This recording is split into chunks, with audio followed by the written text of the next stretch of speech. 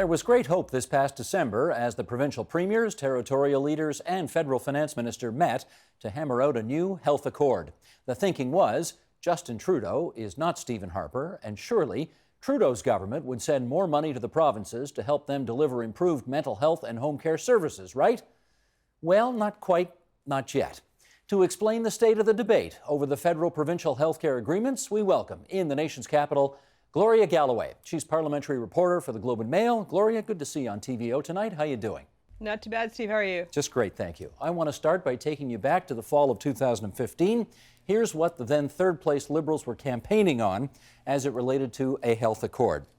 They said, despite our healthcare system's value and importance, it has been more than a decade since a Canadian Prime Minister sat down with provincial and territorial premiers to strengthen the program and ensure that it can meet current needs and the challenges that come with an aging population. We will restart that important conversation and provide the collaborative federal leadership that has been missing during the Harper decade. So that was the promise. Where do you think that promise stands tonight? Well, if you want to talk about sitting down with the premiers, certainly the Prime Minister has not done that yet, despite the Premier's best efforts. They've been asking him for months now to please come and talk to them, and he has rebuffed every overture that they have made. I think he doesn't want to get into this personally. He wants to leave it in the hands of his finance minister and his health minister. He wants the details to be worked out before he can swoop in and sign an accord. So far, the sitting down with the premiers hasn't happened so much. But, of course, there has been some movement.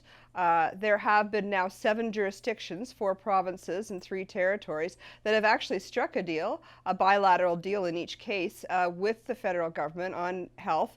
But those are all contingent on what the big provinces might sign. So it's really kind of up in the air. Just in terms of the Prime Minister's promise, I mean, do you think it's a defensible position that I'm going to let my cabinet ministers carry the ball on this for a while until I show up? I mean, is that reasonable? Well, it's not for me to judge what's reasonable or what's not, but I think it's a fairly good tactic on his part. Does the Prime Minister want to get down into the weeds on healthcare? I think it's a very difficult thing for him to do. Look, Paul Martin was willing to do it, but then Paul Martin ended up signing 12 years ago, a very big package of money over to the provinces. The provinces always come with a very large hat out saying, give us more cash, and Prime Ministers who sit down with provinces sometimes end up feeling the need to bring out the checkbook just to keep the peace. So standing off a little bit might make for an accord that would be better for the federal government, maybe not as good for the provinces, and obviously that's what's in Trudeau's head right now, as he's trying to negotiate a budget that we already know is way, way, way into the red, and he went deliberately into the red, but let's face it, at some point he knows he's got to start reining things in. Here's how you characterized this in Canada's national newspaper a few weeks ago. You wrote, although the provinces initially said they were unanimous in their rejection of the federal terms, New Brunswick, Nova Scotia, and Newfoundland signed agreements before Christmas in which the money they get from Ottawa would increase by at least 3% annually and perhaps more, depending on the growth in the national GDP. Those agreements will be improved if another province or territory negotiates better terms. Just in terms of breaking up that once upon a time common front, was that a politically wise move by those Atlantic provinces? I think it was kind of a no-brainer. You're signing on to get more money for healthcare and home care in addition to that 3% or 3% plus, depending on GDP. So you're going to get more money by signing this deal, but if somebody else cuts a better deal, you get the benefit of whatever it is that they managed to wrangle out of the federal government. So why on earth wouldn't you sign? But look, right now, since then we've had Saskatchewan go, and we've also had the 3 territories go. So now you've got 3 Atlantic provinces, Saskatchewan and the 3 territories, all with their bilateral deals. But those 7 jurisdictions together only represent 10% of this country's population. The big guys, Ontario, Quebec, British Columbia, Alberta, they're all standing pat, saying no way, no way. Manitoba too. Manitoba's been especially strong. Premier Pallister was the one who said, "Look, no, I'm even reluctant to sign on to a climate change pact because I thought with Trudeau because I thought we wanted to negotiate health care before we started talking about climate change." And in fact, Prince Edward Island has been pretty vociferous in its opposition to what the feds are handing out too. So, we'll see. I suspect we'll see one, maybe two other provinces fall before some kind of national deal is reached. But, I do see a national deal being reached at some point. Just let me understand the politics of this a little better. I mean, you pointed out it's only 10% of the population of the country that's signed on, but in terms of the number of jurisdictions, it's quite a few. I wonder how much anger there is, though, among the big four, Ontario, Quebec, Alberta, BC, towards their counterparts who have signed on right now, because in fact, they have the feds have managed to sort of break off some of those provinces and, erode the solidarity of some of the provinces. What's the view of the big four on that? Well, picking them off one by one certainly hasn't made Ontario or British Columbia very happy. It was really interesting because when Saskatchewan signed on this week, basically saying, we're cutting a deal, the same deal as everybody else, and why not? We're going to get it. Not maybe 3 hours later, the premiers of a number of provinces, including Saskatchewan, sent out a letter to Prime Minister Trudeau, or rather a statement that was directed at Trudeau, saying, look, we know Saskatchewan signed on. We know the other provinces and territories have signed on. That does not reduce our resolve to get something going here. And please, Prime Minister, meet with us. So even though Saskatchewan signed on to a deal this week, they still allowed Brad Wald to sign on to that statement saying, notwithstanding Saskatchewan's deal, we still want something better. We still want something more.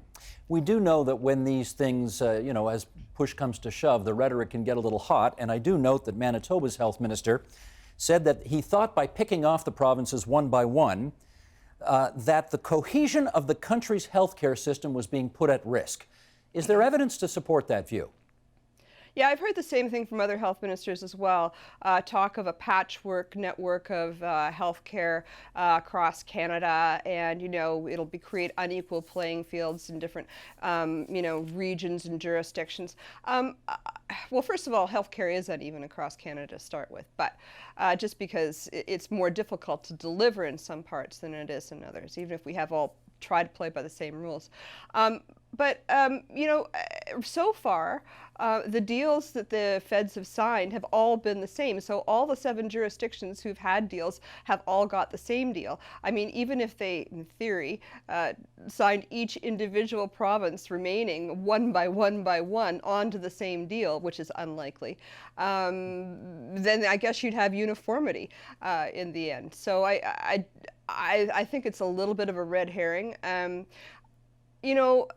I think it's very interesting. It's a very interesting tack what the federal government is doing. They're sending out Bill Morneau, the finance minister particularly, although I understand Jane Philpott does this as well, but particularly Morneau to go to his provincial counterparts and chat them up a bit and really, do the networking thing. And that's how each one of these deals has been crafted. And again, Morneau with the smaller provinces probably has been able to go in and say, like I said just a couple of minutes ago, this is a no-brainer. Sign on. If the other provinces may hold out for months or whatever, but you guys have budgets to write. You're going to have to figure out not too distant future where the money is. If you sign on now, you're going to get that extra money for home care and mental health care. You want it on your books. So do it now and put your mind at ease that you'll still get a good deal in the future should something else happen. Mm-hmm. At the risk of getting too deep into the weeds here, and I don't want to do that because the numbers are big and we don't want people's eyes glazing over here. However, having said that, we are talking about a huge amount of money. The feds had committed to providing more than $11.5 billion in new funding for home care and mental health, with assurances that the money would in fact be directed to those two things. We don't want to go through every province's deal right now, so let's just pick one.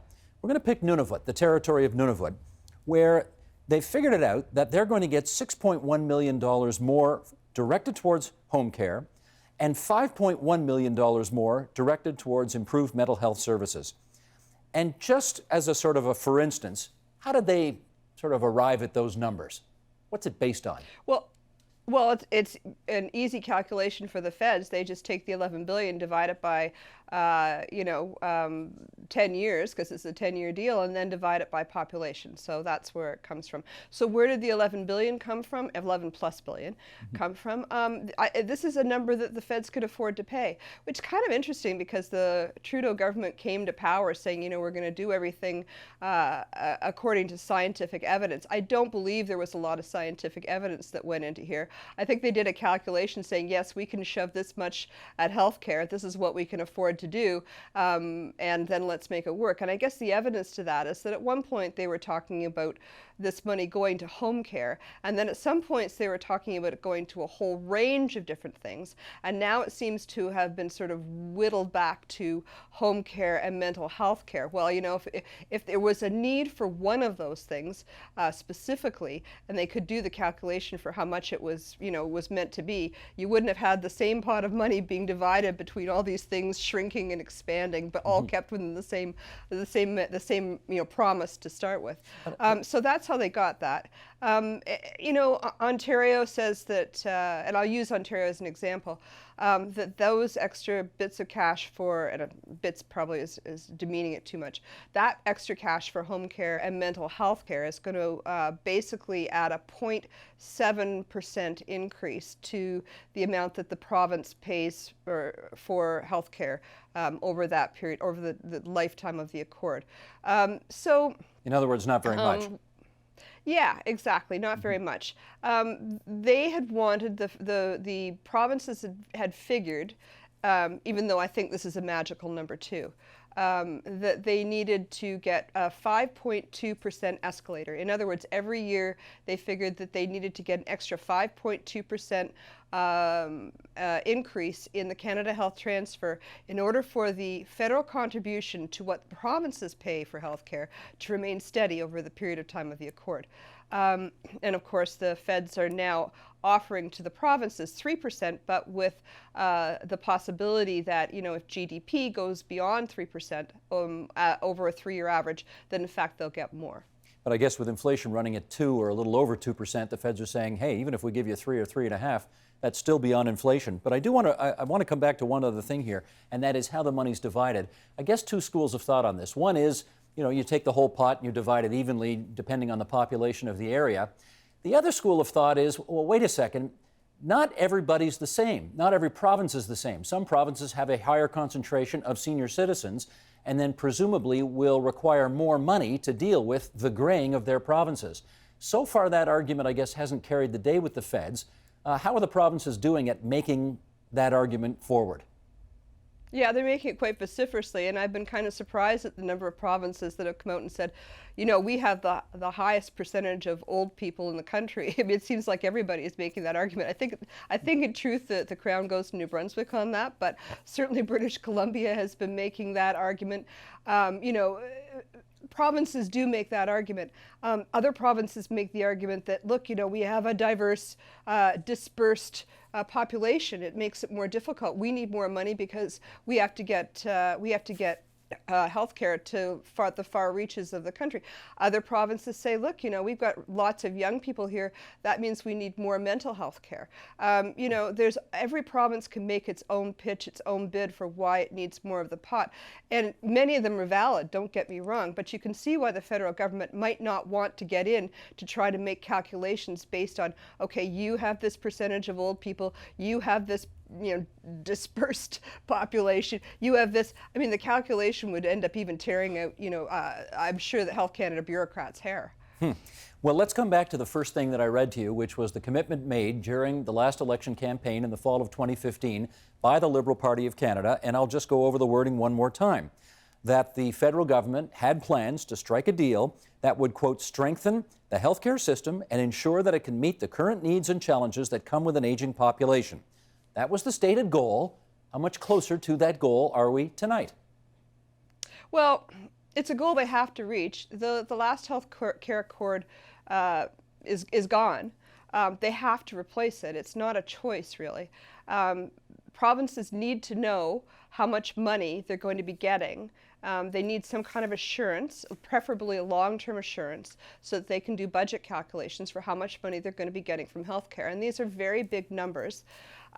So we're not a lot closer to where we were when the feds came in, except that I think we've seen a fair bit of resolve on the federal government not to capitulate on this. I think they're standing fairly firm on keeping the number at 3-ish, although the escalator that they provided for GDP is, you know, that was also in what the Conservatives were going to do too, don't forget. It was the idea of cutting the 6% escalator back to 3% didn't originate with the Trudeau government. They just adopted it. It was started with the Conservatives.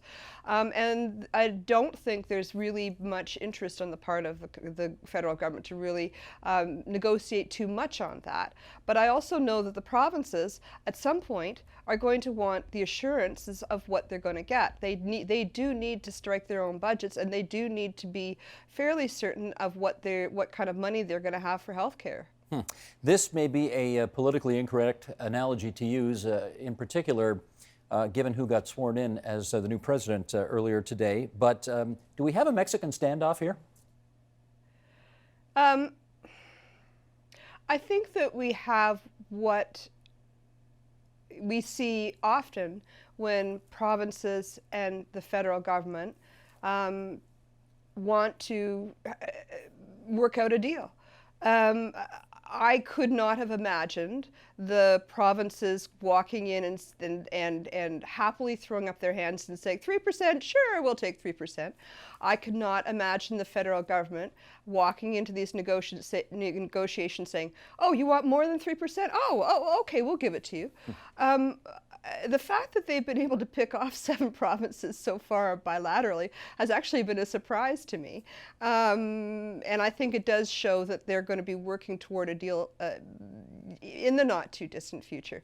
Yes, Ontario is angry. Yes, British Columbia is angry. Yes, Manitoba is angry. They don't like it. But in the end, the feds actually have them over a bit of a barrel. I mean, it's not like the provinces have a whole lot of bargaining room, except in the court of public opinion here. As long as the feds can convince the Canadian population that this is the right thing to do, I don't think there's much loss at stake for the feds. I wonder if you think that part of the reason Ontario is particularly angry with the federal government right now are, I guess, twofold. Number one, Premier Kathleen Wynne campaigned hard for Justin Trudeau a year and a half ago during the election campaign. That's number one. And number two, some of the people who used to work for Dalton McGuinty's Ontario government are now working in Justin Trudeau's Prime Minister's office. And I guess certainly sources I talked to at Queen's Park thought that given that state of affairs, that Ontario would be able to get itself a better deal than it so far has been able to get. How much of that's at play here? Yeah, I mean, there's obviously a little bit of that backroom animosity going on. On the other hand, Ontario realized, I'm sure, that it wasn't going to get a better deal than the other provinces just because of the cushy relationship that it had with the Trudeau government going in. And even if it's done some favors politically for the federal government, I think that the people in the back rooms of Ontario realize that it's up to the federal government to do what federal governments do, which is, you know, balance their own books. Well, not in this case, it's not going to be balanced, but you know what I mean? Mm-hmm. Like take care of their own books. So, you know, I mean, I think it would be unrealistic of Ontario to assume that just because there was some, you know, sweet talk going on during the election campaign, the federal election campaign of 2015, that all would be rosy going forward. There was, at a meeting of healthcare and finance ministers in October, a lot of anger expressed by Ontario at statements made by Jane Philpott, the health minister here in Ottawa, who's from Ontario. Who is from Ontario, to suggest that some of the money that the feds spend for healthcare doesn't necessarily go for healthcare. It was an indelicate way of putting it. I think Philpott actually had a point. in the sense that the provincial health spending has not kept pace with inflation over the past 5 years. Even as the escalator has risen by 6%, the provinces haven't been increasing their costs by 2%. So there's a difference there that's been going to somewhere. Maybe it's been going to health, but in that case, it's been freeing up money that the province could spend on other things. So I think that's what she meant, but it wasn't said very politically correctly. Gotcha. Gloria, it's good of you to spend so much time with us on TVO tonight. Thanks so much. Great to be here, Steve. Help TVO create a better world through the power of learning. Visit TVO.org and make a tax-deductible donation today.